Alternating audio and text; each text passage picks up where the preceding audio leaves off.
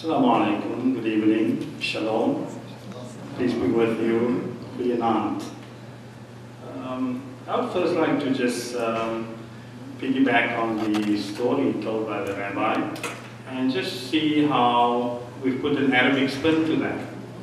So the king went out and he saw this old man planting a date palm tree, and he found this very amusing. He had his treasure with him, and he asked the old man, why are you planting this? You are 90 years old and this will take several years to grow. And the old man, and you will not see the fruit of your labor in your lifetime, the king said. The old man then looked at the king and said, "O king, people before me planted and we are benefiting from their trees. And so we need to give back and pay it forward." And the king said, "Z." The rule was if the king says Z, he has to give a little bag of gold to this old man. The old man took the gold and looked at it and he said, "You just told me a minute ago I won't see the fruit of my labor in my lifetime. I've seen that within 2 minutes." So the king said Z again. And then the old man said, "Well, some people see the fruit of their labor once in their lifetime. I've seen it twice within a few minutes. Another bag of gold." So the king said, "Let's move on. You will just will bankrupt us." I think the good idea for good communities is to steal ideas, to steal jokes, and to steal the wisdom that is out in every community out there. The Prophet, peace be with him, said, "Wisdom is the last property of the believer. Let them appropriate it wherever they find that, even if you find it in China." And so I have a good Jewish friend, and he sometimes sends me verses from the Talmud. And one of the most beautiful verses is that was saying, and I don't know, I didn't memorize the entire piece, but there are those people who are wicked, those people who say what is mine and what is yours is also mine. It reminds us of those who say our oil is under your soil. And then there are those people who are average who say what is mine and yours is yours. Just ignore them. But there are those people who are scrupulously pious, those people who will say that what is mine, what is yours, and what is mine is also yours. Whenever we have a marriage, we tell men that what is yours is what is your wife's is your wife's, and what is yours is also hers. And so we hope that all Muslim men out there are scrupulously pious and following the tradition of the Talmud.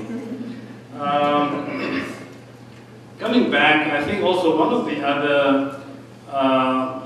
the other important aspects of altruism is also showing great leadership, heroic and servant-minded leadership or service-minded leadership.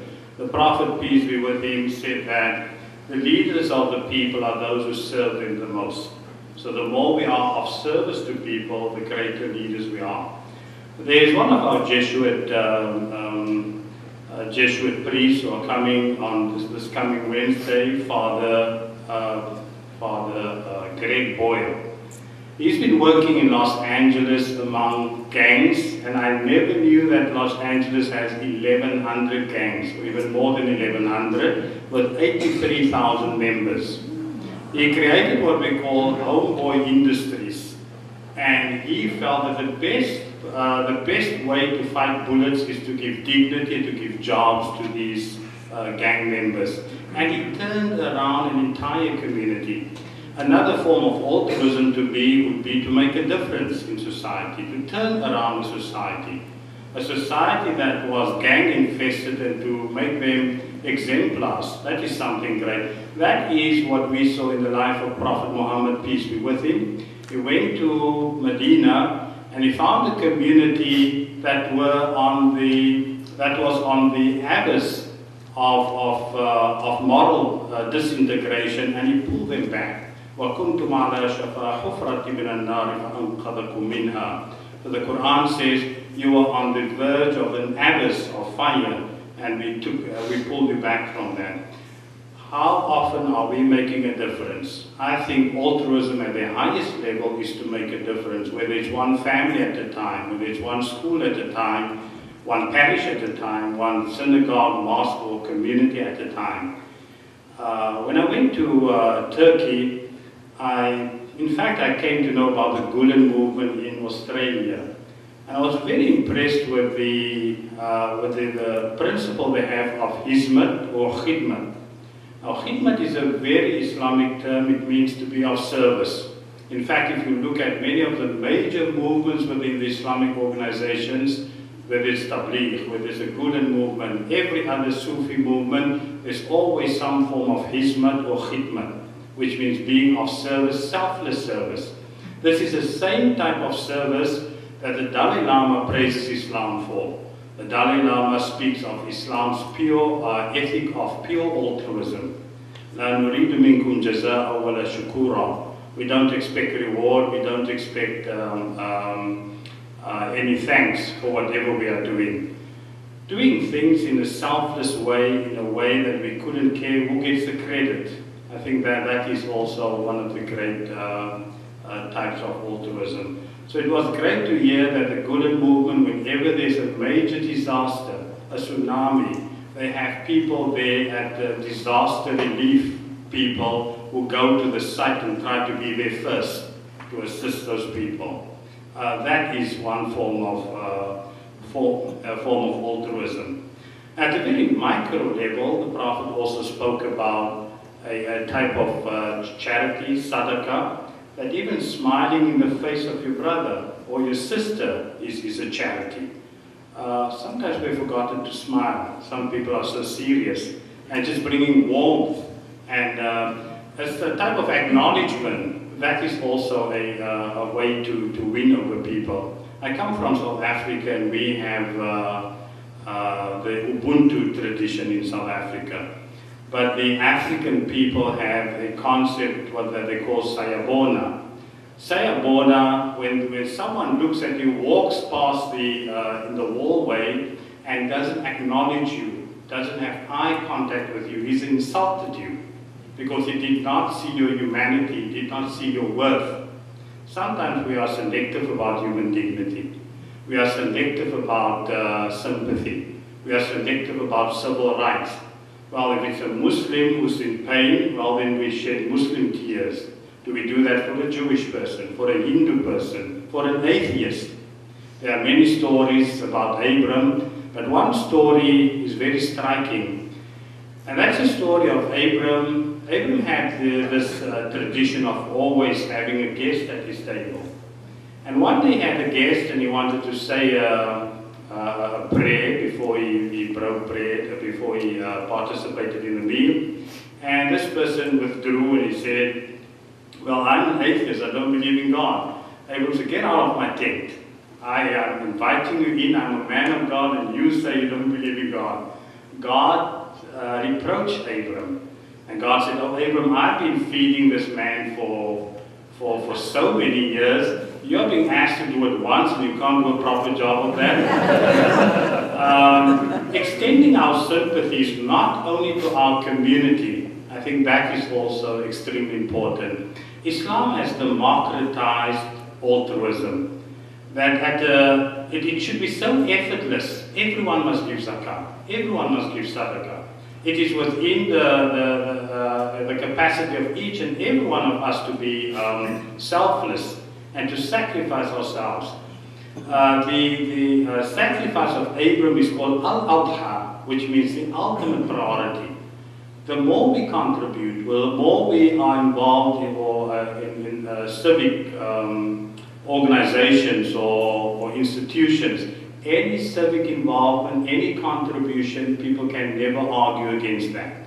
And so our way of reaching out and being altruistic is to make sure that we embrace this great tradition of volunteerism, but do it in such a way that we couldn't care who gets the credit for that. La nuridu minkum jazaa wa la shukura. So we should all love, learn, leave a legacy, and that is one way for us to be find it from within. One of the crises we have, especially in the Sunni world, is a crisis of followership. We have too many leaders. Everyone becomes a cyber mufti. Everyone can give a fatwa and go around. Too few people want to follow. Sometimes we need people with great ideas to say, there's a great idea, let's run. How many of you are going to follow us on that? You can take turns later and be a leader, but there should be time that we should be followers also. So we have the crisis of followership within our Muslim communities. Everyone is pulling that way, and we do not get projects off the ground because egos must be massaged and so many other things must happen. We spoke around the table and we said we're at least better than Noah. Noah had only 8 guys around him, and sometimes we have a handful of troublemakers in every mosque, every synagogue, and every church, and we spend 95% of our energy on them. I have 1 or 2 more thoughts, and I want to just share 1 or 2 stories around the world. I think what Muhammad Yusuf did with his micro-lending, and he's sometimes seen as the world champion or the champion of world poverty, is great, but the ideal would be to take that idea and to have it as benevolent loans. The Islamic concept of benevolent loan is where you give a certain amount of money to people, whether it's 5,000 and 0% interest, because you want those people to become economically strong. And so that is one of the great contributions that Islam has done to the community. There's a gentleman on the outskirts of Jakarta. His name is Abdullah Azami. Abdullah Azami created a community, and in this community he took women of the street, women of the night. He took felons, ex-prisoners, and orphans, and gave them the best education in the world, so that they can make something out of their lives. One of my friends visited the community out there in Jakarta, and they found on the edge of this community is a beautiful, like a Marriott hotel, and every little room is a grand suite. And he asked them, who are these for? Are these for the CEOs of the group or the leaders of the group? No, these are for the orphans. Because Prophet Muhammad was an orphan, and the more we care for orphans and treat them like celebrities, we are then following the tradition of Islam. There's only 6 verses in the Quran on fasting, 23 verses just on orphans. And by not treating the orphans well, أَفَرَأَيْتَ الَّذِي يُكَذِّبُ بِالدِّينِ فَذَلِكَ الَّذِي يَدُعُّ الْيَتِيمِ. Those people who rebuff the orphans, who turn away the orphans, they have denied their religion. That is how strong the Quran also says. I'm proud of our community. Throughout the country, our community has, especially our physicians, we have Doctors Without Borders. We have physicians setting up free clinics throughout the country. We have the Huda Clinic in Detroit, and more of them are also being founded. 1 or 2 last stories, and then we're going to end. And I think of the story of Ibu Patel. You know Ibu Patel, the great activist among the youth. He had identity crises. And the first one, he said, he tells a story. He says, I was afraid to be brown. And so I pretended to be white and play white games and eat white food. And I didn't want to identify with curry, because he's from India, and I didn't want to identify with those ethnic foods. Until a Mormon girl came along, and she showed me what it is to be proud of myself, to be proud of who I am. The second time, the second identity crisis he had, he wasn't sure whether he wanted to be Indian or American. So he went to visit India after many years. On the bus, he couldn't speak a word of Urdu, and they threw him on the bus when he had to use the restroom. They threw him off the bus. He said, I miss America, I am American now. So his first crisis he overcame. He was now used to being colored or having ethnic foods and also being American. Then he went to his grandmother's place. That night, as he woke up early in the morning because of his jet lag, he found a total strange woman in the house. He ran to his grandmother and said, Grandma, do you know there's a woman in this house? And his grandmother said, do you know what? Yes, I know about her. Who is this woman? Oh no, she's a battered woman, and I'm just protecting her. So he said, Grandma, are you crazy? These people come after, they could hurt us, they could hurt you.